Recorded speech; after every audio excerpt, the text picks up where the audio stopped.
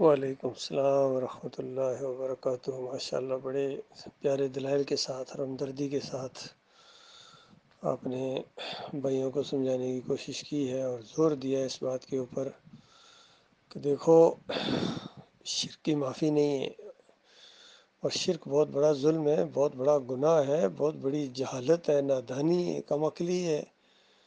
اور اللہ تعالیٰ نے مثالوں کے ذریعے سمجھایا کہ اگر یہ انبیاء بھی شرک کرتے تو میں ان کا کیا کرایا غارت کر دیتا۔ اس لیے ہر وقت شرک سے بچنے کی کوشش کرو۔ یہ پوری کائنات اسی نقطے کے گرد گھومتی ہے کہ اللہ اکیلا ہے، پوری کائنات کا اکیلا مالک ہے، اکیلا بنانے والا، اکیلا چلانے والا، اور اس معاملے میں کسی کی مداخلت ناقابل برداشت ہے۔ اور کوئی شریک ہو بھی نہیں سکتا۔ کیسے شریک ہو سکتا بتائیے؟ یہ جو نظام کائنات چل رہا ہے یہ انسان کے یا کسی اور کے بس کی بات نہیں ہے چلانا، یہ خالص اللہ کا یہ نظام ہے۔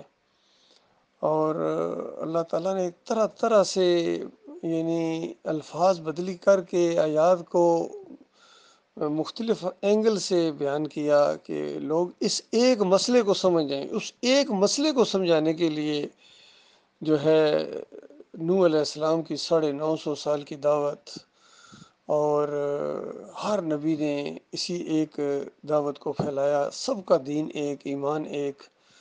اور کہیں ایک آیت کے اندر اللہ تعالیٰ نے اس مسئلے کو بیان کیا کہ سارے انبیاء ایک دعوت لے کے آئے تھے۔ وَلَقَدْ بَعَثْنَا فِي كُلِّ أُمَّةٍ رَسُولًا أَنِ اعْبُدُوا اللَّهَ وَاجْتَنِبُوا الطَّاغُوتَ۔ ہر نبی کی یہی دعوت ہے کہ انِ اعْبُدُوا اللَّهَ، اللہ کی بندگی کرو، اللہ کے بندے بن جاؤ، فرما بردار۔ تمہیں بندگی کے لیے پیدا کیا ہے، تمہیں داتائی، دستگیری، مشکل کشائی اور حاجت روائی کے لیے نہیں پیدا کیا ہے۔ ان سب کاموں کے لیے وہ خود اکیلا کافی ہے۔ تو بندے بنو، کسی اور کو نہ اپنا معبود مانو۔ لیکن انسانوں کی عظیم اکثریت نے اس مسئلے کو چھپایا ہے، دبایا ہے، یا اس کو نہیں مانا ہے، اس کی مخالفت کی ہے۔ باقی یہ بات قابل غور ہے کہ توحید کی دعوت لے کر اٹھنے والی یہ جماعت، جس کا فہم بھی کلیئر ہو گیا تھا، ان کے ارادے بھی تھے، آپس میں ایک زبردست نظم قائم ہو کے اس راستے پر چل رہے تھے کہ اچانک ایسا شیطان کا وار ہوا۔ واقعی یہ شیطان بڑا ٹھگ ہے، اس لیے ایسے طریقے سے یہ مسئلہ شرک کا اس جماعت کے اندر پھر لایا ہے کہ کتنوں کو پتہ ہی نہیں چل رہا ہے، ہوش ان کے اڑ گیا۔ اصل میں شرک چیز ہی ایسی ہے، جب ایک دفعہ آپ اس کو اپنا لیں پھر آپ کا دماغ کام نہیں کرتا ہے۔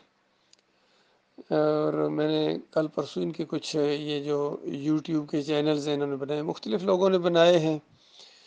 محمد حنیف صاحب کے جو ساتھی ہیں، سہیل خان ہے، عبداللہ عمر کا بھی ایک چینل ہے، اور کچھ کافی چینل میں دیکھتا ہوں۔ یعنی کھول کے جب کوئی بھی جہاں ڈاکٹر صاحب کی کوئی کیسٹ ہوتی ہے میں کھولتا ہوں کہ کس صاحب کی طرف سے، پھر وہاں دوسری پتہ چل جاتا ہے کس کے۔ تو ڈاکٹر صاحب کی کیسٹ تو برائے نام رکھتے ہیں، یہ ایک یا دو رکھیں گے، باقی آگے سارے ان کے اپنے چل رہے ہوتے ہیں۔ عبداللہ عمر کی تقریریں ہیں، قاری خلیل الرحمان کی تقریریں ہیں، منور سلطان کی تقریریں ہیں، انیس صاحب کی بے شمار تقریریں انہوں نے ڈالی ہوئی ہیں۔ اور اوپر جو مقصد لکھا ہوا نا وہ قابل غور ہے کہ اس چینل کا مقصد کیا ہے، اس جماعت کا مقصد اور مشن کیا ہے، اندازہ لگائیے۔ کہتے ہیں کہ اس جماعت کا مقصد وہی ہے جو انسانیت کی تخلیق کا مقصد ہے، کہ صرف ایک اللہ کی بندگی اور اللہ کے ساتھ کسی کو شریک نہ ٹھہرایا جائے۔ تو یہ دیکھیے لکھنے کی حد تک ہے، لیکن ان کے اندر 4-5 شرک آ گئے ہیں، اور ان کو نشاندہی بھی کر رہے ہیں، سمجھا رہے ہیں، کبھی پیار سے، کبھی محبت سے، کبھی ذرا سختی کے ساتھ جھنجھوڑ رہے ہیں، لیکن اس شرک کو چھوڑنے کے لیے تیار نہیں ہے، بالکل اس پر ڈٹے ہوئے ہیں، اور دعویٰ یہی ہے کہ ہم شرک سے پاک ہیں، الحمدللہ ہمارے اندر شرک نہیں ہے۔ اس طرح کی باتیں ان کے منہ سے نکلتی ہیں، اور ان کے جو امیر ہیں یا ناظمین ہیں کبھی کہتے ہیں یہ جماعت حق ہے۔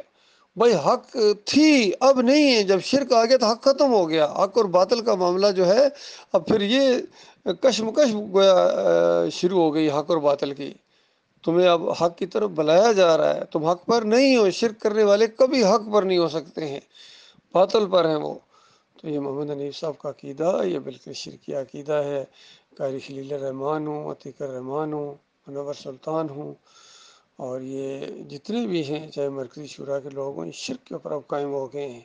بہرحال ہمارا کام تھا بتانا، بتا رہے ہیں الحمدللہ۔ ساتھی کتنے اچھے دلائل کے ساتھ بتا رہے ہیں، کتنی ہمدردی کے ساتھ بتا رہے ہیں۔ تو ان کو سوچنا چاہیے، غور و فکر کرنی چاہیے ان کو، اور مانیں گے تو اپنا بھلا کریں گے، نہیں مانیں گے تو شکنجے میں ان کی جان کسی جائے گی، خون اور پیپ کی وادیوں کے اندر ان کو ہمیشہ رکھا جائے گا، تھوڑے گرز پڑیں گے، ان کے جبڑے پھاڑے جائیں گے، اور خون اور پیپ کی نہروں کے اندر ان کو غوطے دیے جائیں گے جب تک قیامت قائم نہیں ہوگی، اور میدان محشر میں ان کو ذلیل و رسوا کیا جائے گا اور کہا جائے گا ایمان کی دولت آئی بھی تھی، ایمان کو سمجھ بھی گئے تھے، پھر تم دوبارہ مشرک ہو گئے تھے، اب چکھو عذاب کے مزے، ان کے چہرے کالے ہوں گے۔ تو اس طرح ان کے ساتھ ہونے والا، پھر ان کی آپس میں بڑی جنگ شروع ہو جائے گی، آپس میں بڑے ایک دوسرے کے اوپر اس طرح لانتیں بھیجیں گے کہ بھائی مانو، ایک کہے گا تمہاری وجہ سے، دوسرا کہے گا تمہاری وجہ سے، ایک دوسرے کے اوپر لان تان کریں گے۔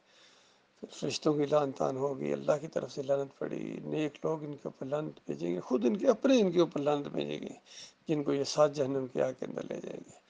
اللہ تعالیٰ اس خوفناک انجام سے اپنی پناہ میں